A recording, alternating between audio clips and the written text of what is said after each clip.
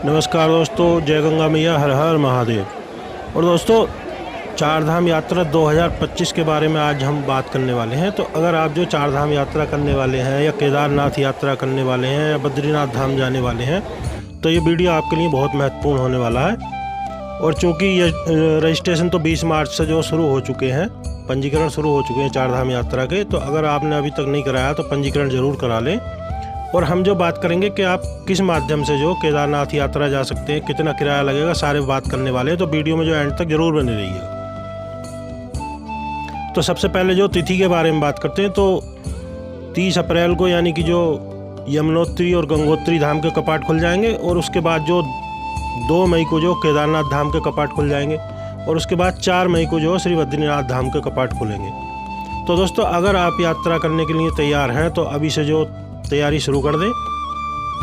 थोड़ा अपनी सेहत पर भी ध्यान दें, फिटनेस का ध्यान रखें। क्योंकि आगे जो काफ़ी पैदल चलना पड़ता है केदारनाथ यात्रा के लिए, तो अगर आप पैदल जाते हैं तो उसमें थोड़ी जो अगर पहले से ध्यान रखेंगे तो ज़्यादा बेहतर होगा।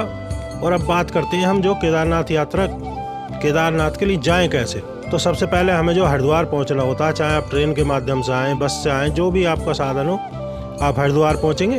और हरिद्वार से आप जो चाहें तो बस से जा सकते हैं और चाहें तो आप जो टैक्सी वगैरह भी ले सकते हैं। और अगर आप बाइक के शौकीन हैं, बाइक चलाते हैं, तो बाइक से भी जा सकते हैं, कोई दिक्कत की बात नहीं है। और हरिद्वार से जो केदारनाथ धाम की दूरी है सोनप्रयाग, जो मतलब पड़ाव पड़ता है सोनप्रयाग, 225 किलोमीटर। और केदारनाथ धाम की जो दूरी है लगभग 239-40 किलोमीटर बताते हैं। तो सबसे पहले आपको जो हरिद्वार आकर के अगर आप बस से जाना चाहते हैं तो बस पकड़नी है, जो कि बस का किराया जो लगभग 550 रुपये से लेकर के 550 रुपये से लेकर के 900-1000 रुपये तक का किराया, अलग अलग कंडीशन है किस टाइप की बस मिलती है। और अगर आप बस में सुबह बैठते हैं तो शाम तक वो आपको सोनप्रयाग उतार देगी। और अगर आप जो टैक्सी से जाना चाहते हैं तो टैक्सी का किराया जो 5 से 10,000 रुपये के आसपास है एक तरफ का, तो ये काफ़ी महंगा पड़ने वाला। तो ऑप्शन जो आपको देखना, और सड़क मार्ग से 8 से 9 घंटे तक जो आप वहाँ पहुँच सकते हैं सोनप्रयाग। और मैं तो जितनी बार गया हूँ तो बाइक से ही गया हूँ, 4-5 बार, 5-7 बार, जो भी मौका मिला, भोले बाबा की कृपा हुई है।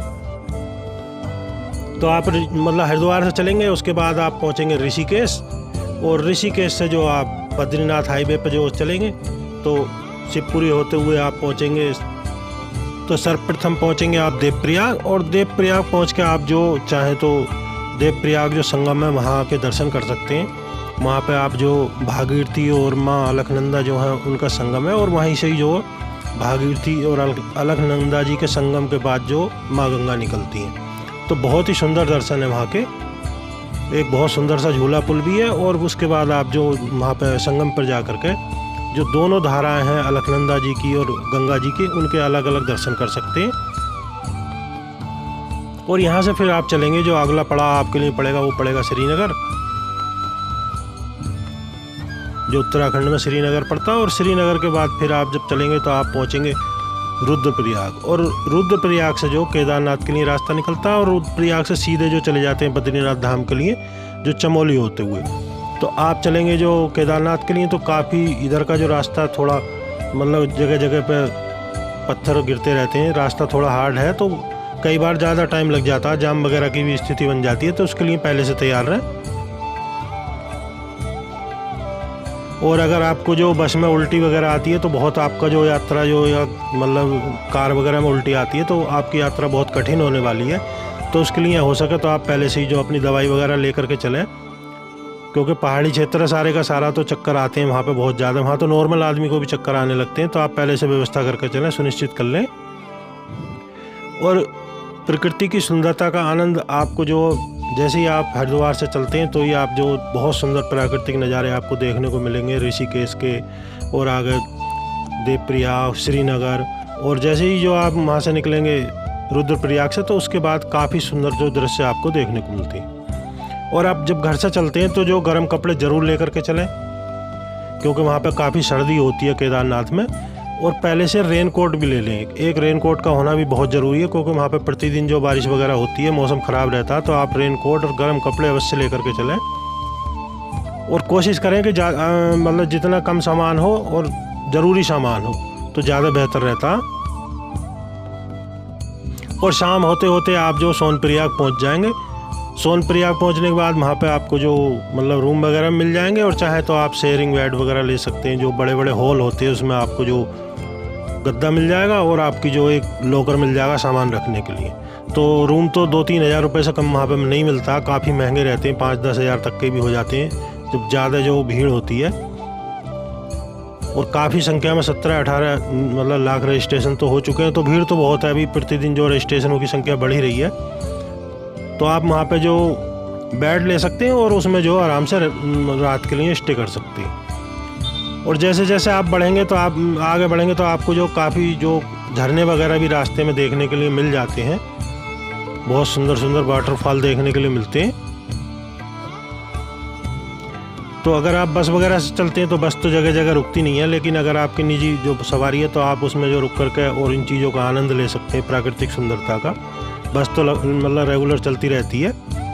और सोनप्रयाग में आप जो है वहाँ रात को स्टे करने के बाद जो सुबह के लिए पहले ही प्लानिंग कर लें गौरीकुंड के लिए कैसे निकलना और केदारनाथ के लिए। तो मतलब सोनप्रयाग से जो 5 किलोमीटर है गौरीकुंड की दूरी, जो कि आप टैक्सी से मतलब टैक्सी के माध्यम से तय कर सकते हैं। 20-30 रुपये किराया लगता है एक तरफ से। और पहुंचेंगे आप जो गौरीकुंड में आप चाहे तो गर्म पानी का जो कुंड है वहाँ पर स्नान करें, और स्नान करने के बाद एक अपनी चोट चाहे तो छड़ी ले सकते हैं, जो कि आपके लिए बहुत मददगार हो सकती है रास्ते में। और धीरे धीरे जो अपने केदारनाथ यात्रा के लिए निकल पड़े। और जो लोग ज़्यादा एज के हैं जिनसे पैदल नहीं चला जा रहा, तो वो आप जो खच्चर वगैरह भी ले सकते हैं, जिसका किराया लगभग 3 हज़ार के लगभग है एक तरफ से। और आप टारगेट करके चलें कि भी शाम तक हमें जो केदारनाथ धाम पहुंचना, तो उसमें काफ़ी आसानी हो जाती है। आप अगर सुबह ही निकलते हैं तो शाम तक जो आराम से पहुंच जाएंगे। और कम से कम सामान ऊपर के लिए लेकर के जाएं। हो सके तो अपना जो ज़्यादा सामान है वो सोनप्रयाग में ही छोड़ दें और ऊपर के लिए ज़रूरी सामान ही लेकर के जाएं। जैसे गर्म कपड़े हैं, रेनकोट वगैरह है या छाता वगैरह आप लेते हैं, तो क्योंकि मौसम अक्सर ख़राब होता है और भीड़ भी काफ़ी रहती है, तो आप जो पहले से सुनिश्चित कर लें तो उसमें जो आपको दिक्कत का सामना नहीं करना पड़ेगा। और जैसे ही गौरीकुंड से आगे के लिए चलते हैं तो बहुत शानदार शानदार दृश्य आपको यहाँ पर देखने को मिलेंगे। अनेकों झरने और बहुत ही सुंदर जो दृश्य होता, और काफ़ी कठिन भी हो जाता। रामबाड़ा तक तो 8 किलोमीटर की दूरी है, तो वो आसान रहती है थोड़ी। जैसे कि मतलब आप चलते हैं गौरीकुंड से, तो वहाँ से केदारनाथ की दूरी है लगभग 16 किलोमीटर बताते हैं कि 16 किलोमीटर है। तो रामबाड़ा जो बीच में पड़ता है 8 किलोमीटर। और रामबाड़ा वही स्थान है जो 2013 में जो बाढ़ आई थी, तो उसमें रामबाड़ा जो पूर्णतया बह गया था, सारे का सारा बह गया था।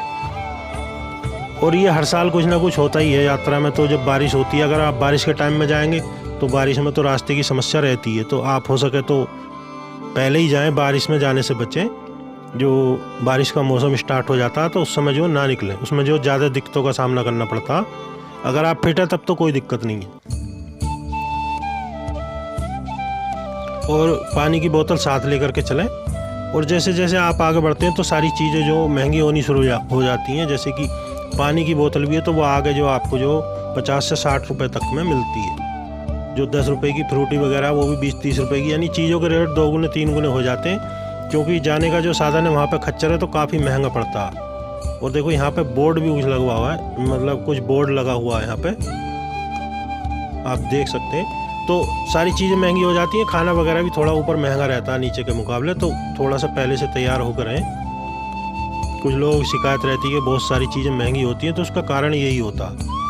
और बीच में आपको झरने वगैरह पड़ेंगे, नदी भी पड़ेगी, और नदी के किनारे किनारे आपको चलना है।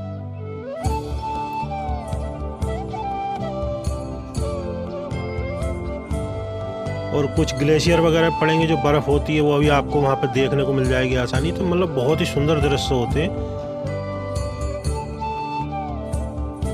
और वहाँ पहुँचने के बाद केदारनाथ पहुँचे, दर्शन करें। आप जो चाहे तो शाम को भी दर्शन करें, फिर सुबह को दर्शन करें, और चारों तरफ की जो सुंदरता का आनंद लें।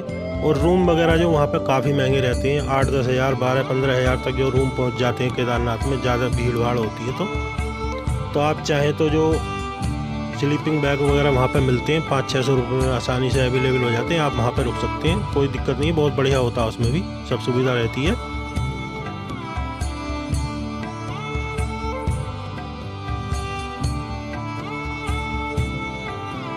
और श्रद्धालुओं की काफ़ी संख्या रास्ते में रहती है, तो जाने जाने में कोई दिक्कत नहीं होती है, सब संगत मिलती चली जाती है, तो आसानी से भोले का नाम लेकर के जयकारे लगाते हुए सब लोग पहुंच जाते हैं।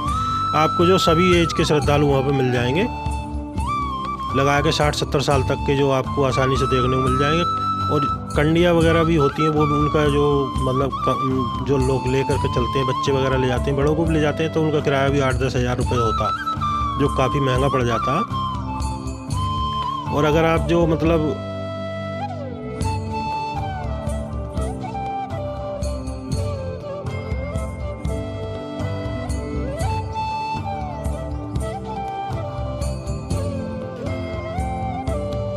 तो सुबह मतलब उठ के स्नान वगैरह करके आप मंदिर जाएं, दर्शन करें। काफ़ी लंबी लाइनें होती हैं, तो लाइनों में तो लगना ही पड़ता है। और दर्शन के बाद आप जो मंदिर के आसपास का जो सारा परिसर है, वहाँ पे भी जो चारों तरफ का जो दर्शन करें। पीछे जो मंदिर के जस्ट पीछे जो भीमशिला है, जो बाढ़ आई थी जो 2013 में, तो जो वो शिला है पीछे मंदिर के आकर के लग गई थी और उसने मंदिर को बचा लिया था। तो जैसे ही आप सीढ़ी वाले रास्ते पहुँचते तो आपको जो सामने जो देखने के लिए मंदिर के जो प्रथम दर्शन हो जाएंगे, बहुत सुंदर दर्शन होते हैं। और यहाँ से आप जो ऐसा समझो जैसे ऐसा लगता है जैसे कि स्वर्ग में पहुँच गए। तो आप भीमशिला के दर्शन करें पीछे जा कर के मंदिर के, और जो पीछे मंदिर के जस्ट पीछे जा कर के काफ़ी दूरी पे है जो शंकराचार्य जी की समाधि का स्थल है, वहाँ पे आप जा सकते हैं। बहुत ही चारों तरफ का जो बहुत सुंदर दृश्य होता है। और आप जो ऊपर एक मंदिर है 1-1.5 किलोमीटर भैरव बाबा का, वहाँ पे भी जा सकते हैं। और इसके अलावा जब आप उधर से वापसी करते हैं दर्शन करने के बाद, तो आप जो प्लान बना करके चलें कि शाम तक आप जो सोनप्रयाग पहुंच जाएं। और जब आप पहुंचेंगे गौरीकुंड, तो गौरीकुंड में जो कई बार जो वापसी की टैक्सी वगैरह होती हैं, उनके लिए थोड़ी सी मारामारी रहती है, तो आप पहले से उसके लिए तैयार रहें। और आप जो फिर वहाँ से जो सोनप्रयाग से बस या टैक्सी पकड़ कर हरिद्वार ऋषिकेश के लिए आ सकते हैं। और आप चाहें तो बद्रीनाथ जा सकते हैं, तुंगनाथ जा सकते हैं, जो चौपता है, चंदशिला, बहुत सुंदर सुंदर जगह है। और कुछ छोटी छोटी बातें आपको ध्यान रखनी है दोस्तों। एक तो अगर आप 4 धाम यात्रा पर जाते हैं, केदारनाथ धाम के लिए जाते हैं, तो आप ज़्यादा से ज़्यादा कैश की व्यवस्था लेकर चलें, क्योंकि उधर ऑनलाइन नहीं चलता, बहुत दिक्कत होने वाली है। और ATM वगैरह में भी पैसे नहीं निकलते हैं, तो आप जो कैश ज़रूर लेकर चलें। और अगर आपका बजट 10,000 का आपको लग रहा खर्च हो रहा है, तो आप कम से कम 15-20 हज़ार रुपये लेकर के चलें, क्योंकि वहाँ पर जाकर चीज़ें जो बदल जाती हैं, काफ़ी महंगाई होती है। तो आपको जो आसानी ना हो, अगर आप एक्स्ट्रा कैश लेकर चलेंगे तो आप वापस लेकर घर आ सकते हैं। और एक्स्ट्रा 1 या 2 दिन का टाइम भी लेकर के चलें, क्योंकि कई बार वहाँ पर जो समय ज़्यादा लग जाता है, जाम वगैरह में फंस जाते हैं, मौसम की दिक्कत है। तो इन सब चीज़ों का ध्यान रखें और अपनी तैयारी करें और बाबा के दर्शन करके आएँ। और इसी के साथ हम जो वीडियो को यहीं पर मतलब विराम देंगे, लेकिन उससे पहले आपसे एक निवेदन है कि वीडियो को लाइक कर दें और हो सके तो वीडियो को शेयर करें और कमेंट में लिखें जय बाबा भोलेनाथ, जय बाबा केदारनाथ, हर हर महादेव।